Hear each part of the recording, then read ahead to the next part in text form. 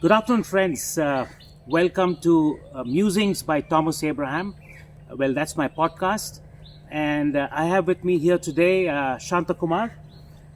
Shanta was the chairman and CEO at Satchi in India for a number of years. And he's now a brand strategist and a strategy consultant for a number of organizations. And interestingly, we have the Nerul River here as a backdrop and his beautiful home right in front. And I said, why not use this setting to talk a little bit about leadership principles of relevance in 2026? So before we get started, Shanta, maybe you'd like to tell us a little bit about yourself and what keeps you busy these days. Well, I've been working for many years, more than half a century, and I consult with some organizations these days. I'm interested in the idea of human behavior that includes customer behavior and includes why people do what they do rather than the what and the how, because the what and the how is very easy to measure. The why is very hard to find, right? Yeah. So that is what occupies me in my head. And apart from that, I'm doing some writing on business. I'm writing stuff to do with fiction and other things. And essentially, I think I was trying to fulfill my young ambition of being a beach bum in Goa. This is not really beach bum surroundings, but it's as close to I can get to live comfortably here. So that's what I do. No, absolutely. And no place like Goa, because it really ignites your creativity, right? You're far away from the madding crowd of Mumbai, Delhi, and some of the other bigger cities. That's true. But coming back to the topic on hand, I felt leadership is something which is getting even more relevant in 2026 because there's so much happening today. There is AI which is driving a lot of change, impacting your personal life, and impacting organizations. There is so much of fragmentation on the geopolitical front, right? There are wars happening, there are tariffs coming in, supply chains are being disrupted.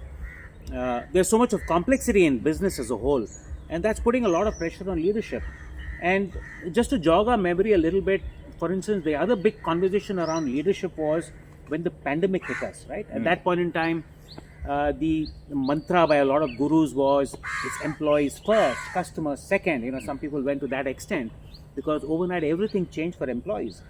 And obviously, the concept of a leader changed. So a lot of people who were more central in their style of management had to give way for a little more decentralized kind of leaders. So that's happened, and we've seen that wave come and go. And now, as things have stabilized, we have a whole new sense of basically a new arena, right in front of us with so much of change happening. So I thought maybe we should discuss and debate a little bit about what you believe are some of the key principles of leadership that would be relevant in 2026. Interesting question. So I think we need to define leadership. Yeah. Okay. I think we need to sort of separate leaders from administrators. Correct. And most administrators basically manage scarcity. Leaders employ abundance. There's a big difference between those two. Right. Whether it's the abundance of ideas, the abundance of energy, what you bring to the table, etc., etc. And I think one of the things that I'm beginning to see is that we seem to be surrendering that to the idea somehow that AI or something will take over and everything will be fine and hunky-dory, because AI will probably be a darn better administrator than human beings can, because it can take those resources, analyze them, give you feedback, and very quickly act upon it with your blessings, if it were, right? But I think we need to sort of start thinking, how do I create abundance? Right? How do I create abundance for my people? Very important, because they're going through immense stress. It's not just the idea of, a very fast and furious world and all of that stuff that you were talking about, geopolitical stuff, but it's also this idea of I'm going to be made redundant in my job. I may not have a job. I may not know what to do with my life. And I think people confuse employment with the idea, with the notion of being people wanting to be useful. True. If you take the idea of being useful away from human beings, they will wither and die. Yeah. Whereas being retrenched or whatever is not about that. It's not taking that away, right? So leaders also have to figure out, how do you reskill people? How do you create an environment in which new ideas can thrive? Yeah. And then feed that through whatever machines for analysis and data collection and stuff that you want to do. That nobody's going to stop the march of technology. But you need to think about what is useful to your people and what is useful to customers. And I think leaders have to do that in a way that I think it's harder to be a leader today than it was when I was coming into the business. I always thought leaders managed abundance. Correct. Now I just see people managing scarcity. Yeah, and that's a great point that you raised, that actually AI can be the administrative leader, and the human can be the most strategic one, right? Which means that you have AI, but you have thinking leaders out there. Right? That's true. True. So I just wanted to talk about my own personal experience in recent times in areas like deep tech that we are in the Web3 space, and what we are also seeing here is that the changes are so rapid that, for instance, we are sometimes unable to build strategy beyond 3 months, right? So things are shifting so rapidly. So in a way, there are minor pivots that are happening every 3 months, literally. I mean, minor pivots, not major pivots, but there could be a major pivot which might happen, somewhere down the line, because there's so much of change in the environment. The kind of partnerships that we had 3 months ago may have to change. We may have to set up new kind of partnerships. Now, what that's leading to, now a lot of leaders are able to make the change. They're able to understand that, look, we need to make that change. But I think what they often struggle with is carrying the organization with them, because the employees get confused, right? And recently, a couple of weeks ago, I was in San Francisco, and I was talking to an ex-employee of a very large, one of the global leaders of one of the big Web3 companies, and he was telling me they have huge churn in their organization because the direction is shifting every 3 months, and employees are struggling to cope with it. So there are two things happening. One is that maybe the leaders are not able to communicate effectively why these changes are happening and why these decisions are being made to handle the change, number one. And number two, employees themselves are not conditioning themselves to this change, because they know that, look, environment is now susceptible to rapid change. So you have to condition yourself to that particular change. So that's something else that I'm also seeing, right, in the market. That's one. And secondly, obviously, as you rightly mentioned, AI is driving a lot of change. But AI would be the administrator, which will do all the analysis for you. But the leader really, the C-suite and the leadership has to be more strategic in their thinkings.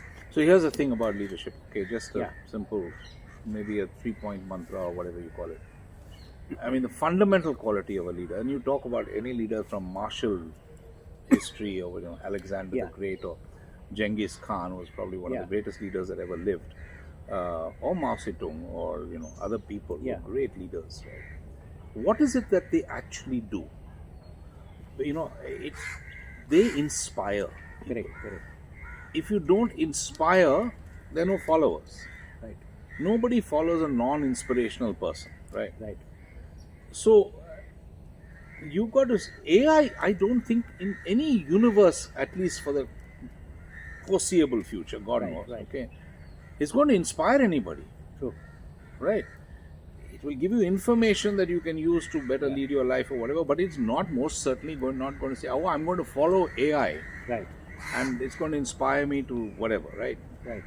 So that's the first portion. The second portion, I think, of being a leader is you must have empathy. Right. That's the other part that is not available in AI. Right. Like this guy Yuval Noah Harari said in one podcast or something, I overheard him talk about consciousness, and he said, listen, an AI will beat a human being any day in chess. I mean, there's no doubt. I mean, Magnus Carlsen doesn't stand a chance. Right. But An AI does not care whether it wins or loses. Yeah. A human being does. Correct. And that is the singular quality that leaders must have. They must be conscious of whether their people, their organization is winning or losing, and making sure people understand that. Yeah. Okay. Which means at the fundamental core of leadership, Yeah. you have to be clear what are the values that you will unequivocally stand for. Yeah. What are the choices as an organization you will always make? Right. And make that available to everyone in the organization. Then people can say, I don't want to be in this organization. Right. That's fine. Correct. They shouldn't be there because it's a job, and many people will do. But they want to be, they're inspired by this person, they'd like to follow this person. Then the first question they ask is, what do you stand for? Yeah. What does the organization stand for? So you've got that. And the third, and this is the area which I feel scared about, if we call it that, which is we're losing curiosity as human beings. Yeah. Curiosity is absolutely the touchstone for all innovation and for invention and new ideas and everything. Right. If you're not curious about the world Yeah. and asking the question why over and over and over again, not the what and the how, Yeah. that's part of curiosity, but the why is so important.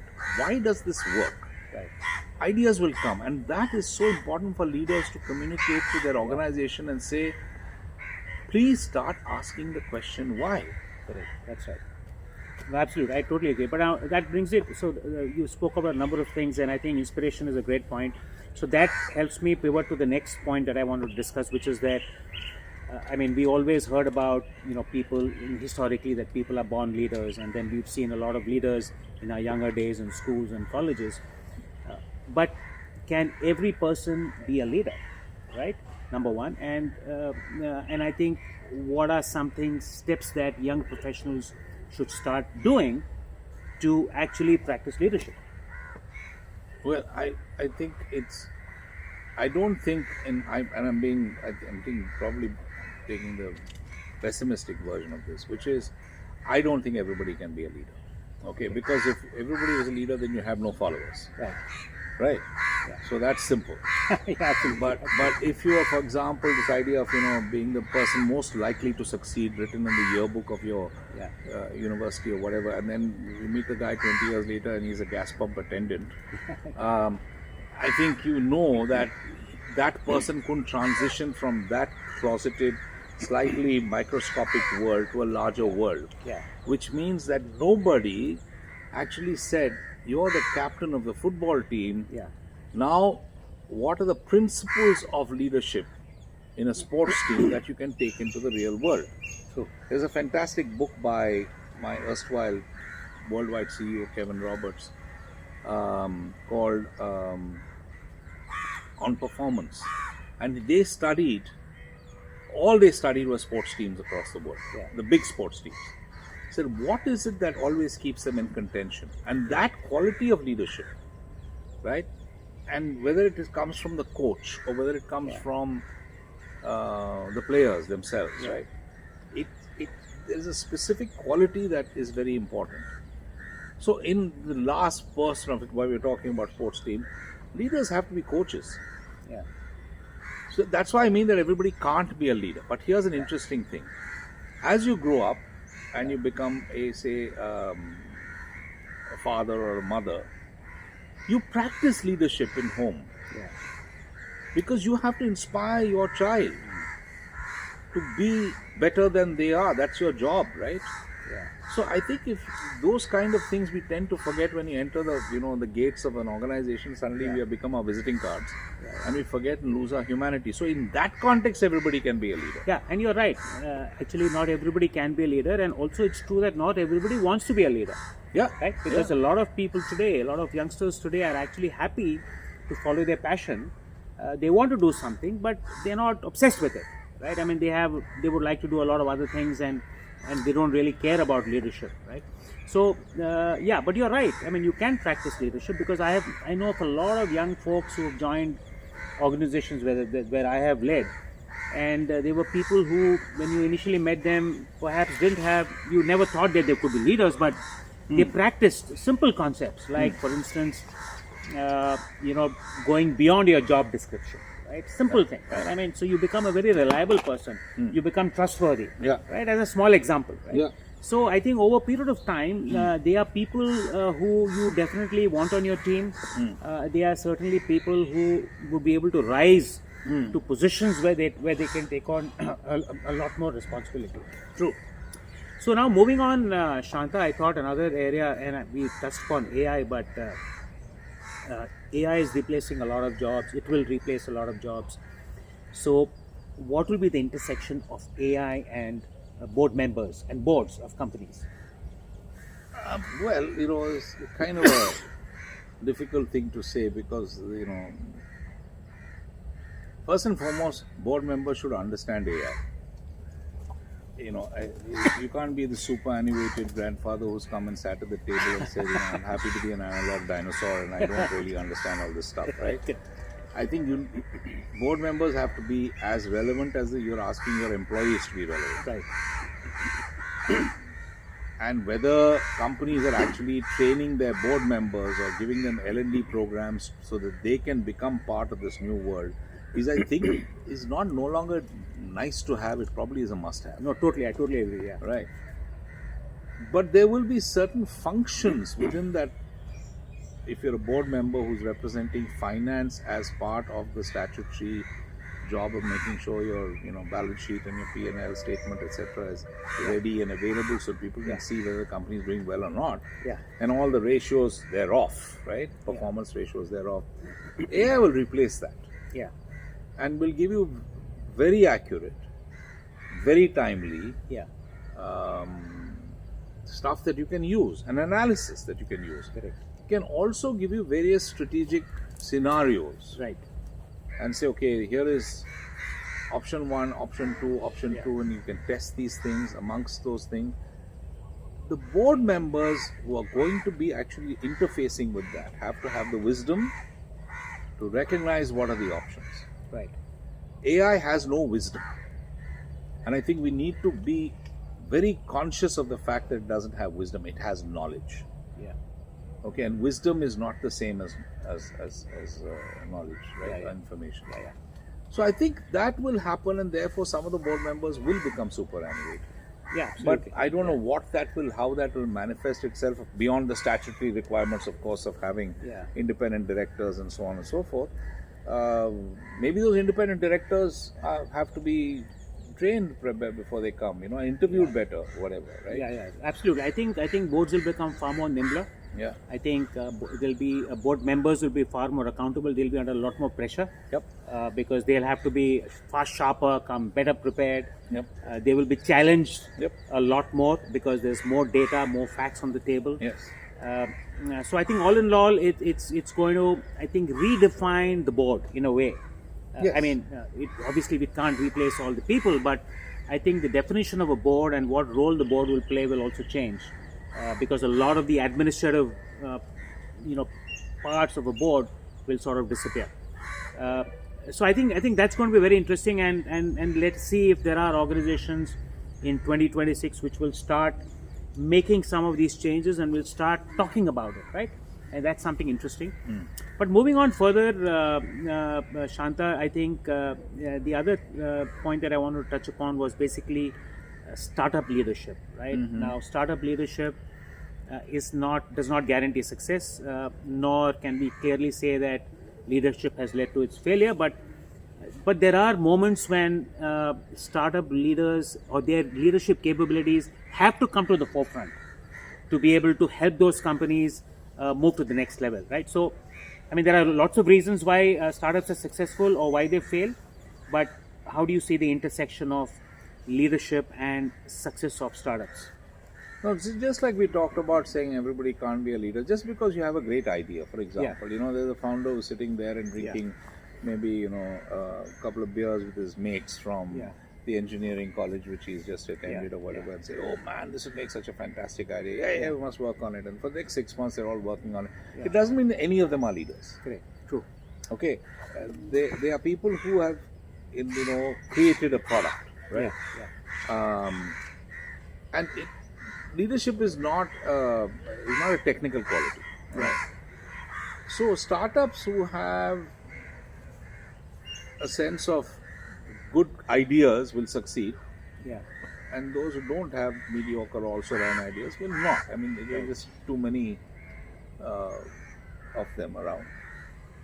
I don't, till they are about 70, 80, 100 people strong, Yeah. you work like a tribe. Right. You work like a small guerrilla force. True.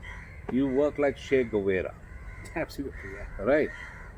And that leadership is what startups need at the early stage of their growth. Once they start expanding and all the departments start appearing and saying, oh, we must now have an HR department. Before they didn't have an HR department, for example, because I know everybody, right? Yeah. What's your problem, man? Let's sit down and discuss it, right? Right. There's just so much intimacy in a startup and Yeah. so much camaraderie built around the hard work, Right. literally living and eating and fighting in the trenches, Right. that is not necessary. Once you start sitting on chairs and start having, boardroom lunches or whatever the hell it is, you have to find that quality of leader. Mentors are very important at this stage to get people to make the transition from being the tribe Right. to a larger organization. And also we must be very conscious that when they come to the funding stages, Yeah. I've seen so many startups. Yeah. We've now got money. Yeah. And now it's ours to spend as we want. We are not Right. accountable for it, right? Yeah, And yeah. they become profligate with it. Yeah. Yeah. Yeah. Rather than, and there is where leadership really matters. Yeah. Yeah. For you to have the maturity to say, no, that's not why this money is there. This money is to help us grow, Yeah. That's true. right? And invest in those people or those ideas or those machines or the technology that will help us grow. Yeah. Not put money out there and take out large billboards saying whatever it is that No, impresses. I totally agree. So a couple more points is that I also see, and I've seen this in real life where, let's say, companies have to do a major pivot, right? So there, sometimes your leadership is important because how do you make the pivot? How do you accept the fact that you have failed? I mean, I think accepting failure is also is huge. something is huge for a leader, right? Accepting failure, and therefore the desire to make that complete shift. Yep. Number one. The other thing I've also noticed with a lot of startups is that very often you have a founder, then he or she gets in a few co-founders over a period of time, and somehow, and they might hire some senior people. Sometimes they struggle making the right hiring decisions, and even more so, letting go of people.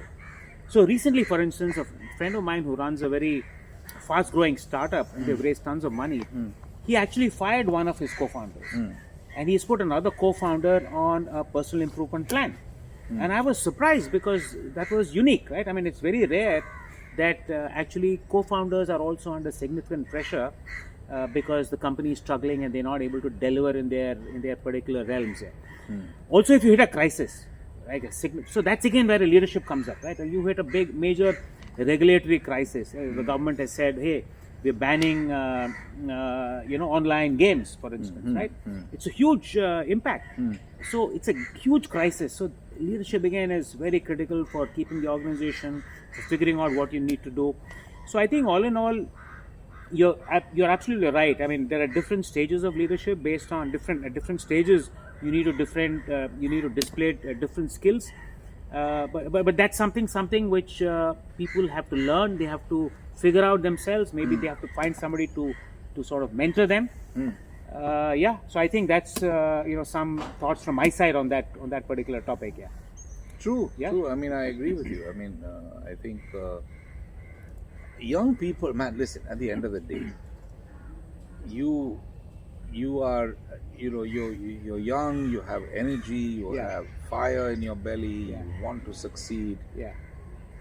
But you have to have a sense of the world around you, and Absolutely. and locking yourself up in the cocoon doesn't help you. Yeah. Yeah. Because when you come out and meet the real world, suddenly you're shocked by the bright lights. So I think a lot of startups fail, and you're right about failure. That they must learn to fail fast. Yes, correct.